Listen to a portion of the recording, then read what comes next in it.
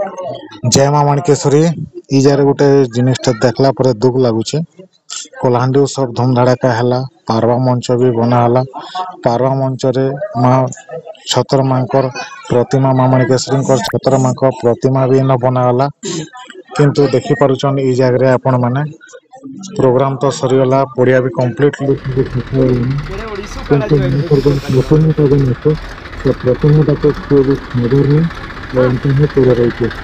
Please Dayakar विनम्र अनुरोध करी जिला प्रशासन को जदि आमे जदि भगवान को एत रेस्पेक्ट देकिना पूजा जदि नहीं कर पारबा बोले प्लीज दयाकर मजाक बना नहीं जाऊ।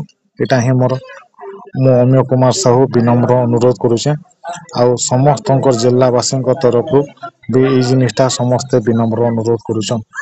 दयापूर्वक इतार प्रति टिके ध्यान दिया जाऊ। धन्यवाद।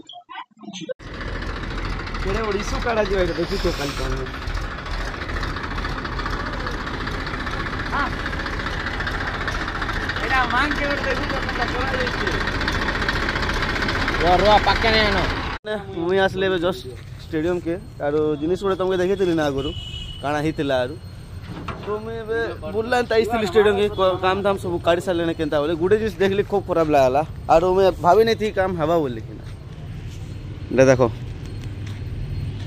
काଣା कर जिन जिनिस के आगे उठावार कथा से जिनिस के पछे नहीं उठन